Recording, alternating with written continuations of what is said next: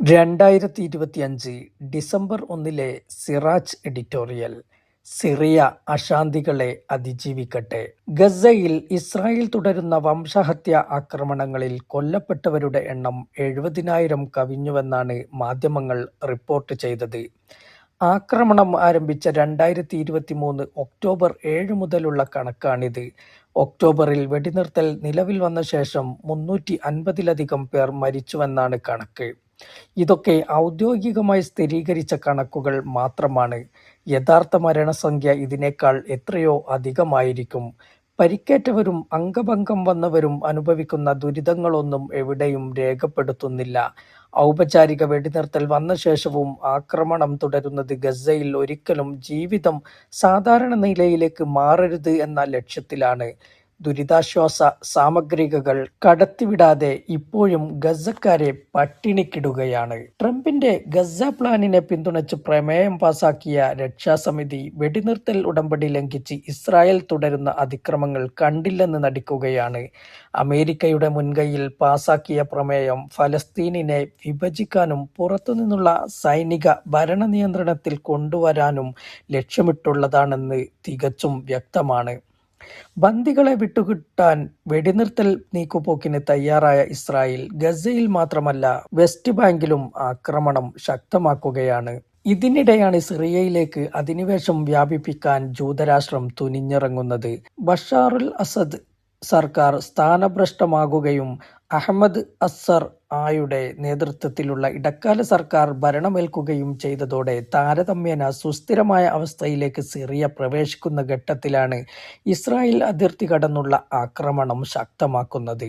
Syrian തലസ്ഥാനമായ ഡമസ്കസിനോട് ചേർന്ന പ്രദേശങ്ങളിൽ ഇസ്രായേൽ കഴിഞ്ഞ ദിവസം നടത്തിയ ആക്രമണത്തിൽ കുട്ടികൾ ഉൾപ്പെടെ 13 പേരാണ് മരിച്ചത്.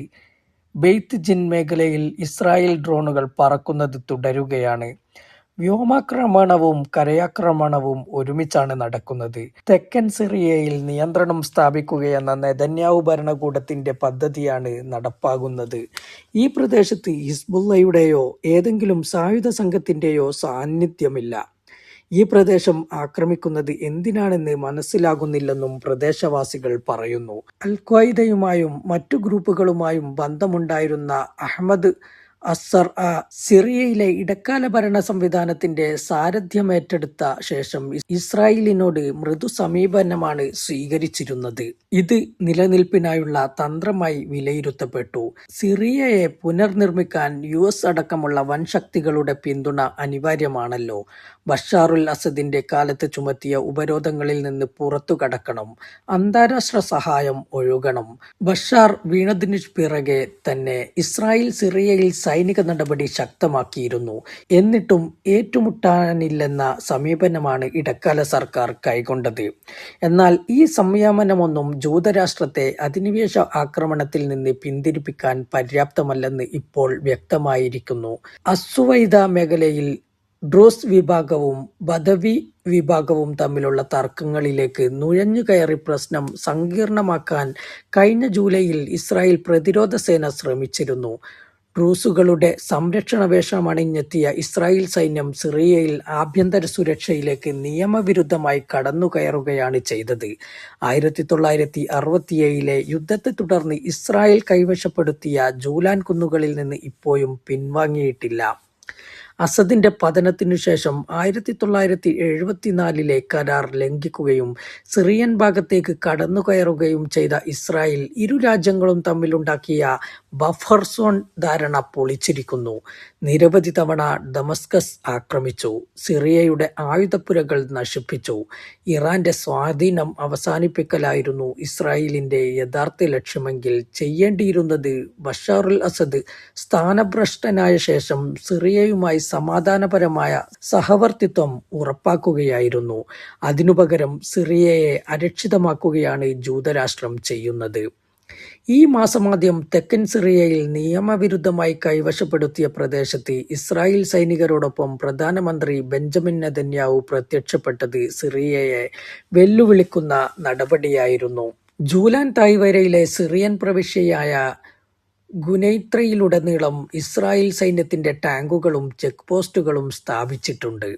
അധിനിവേശം ചെറുക്കുന്ന തദ്ദേശീയരെ വെടിവെച്ചു കൊല്ലുകയോ പിടിച്ചുകൊണ്ടുപോകുകയോ ചെയ്യുന്നത് പതിവാണ്.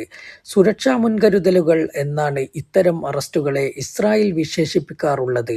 മറ്റൊരു രാജ്യത്തേക്ക് കടന്നുകയറി അവിടുത്തെ പൗരന്മാരെ തട്ടിക്കൊണ്ടുപോകുന്ന ധാർഷ്ട്യമാണ് നടക്കുന്നത്.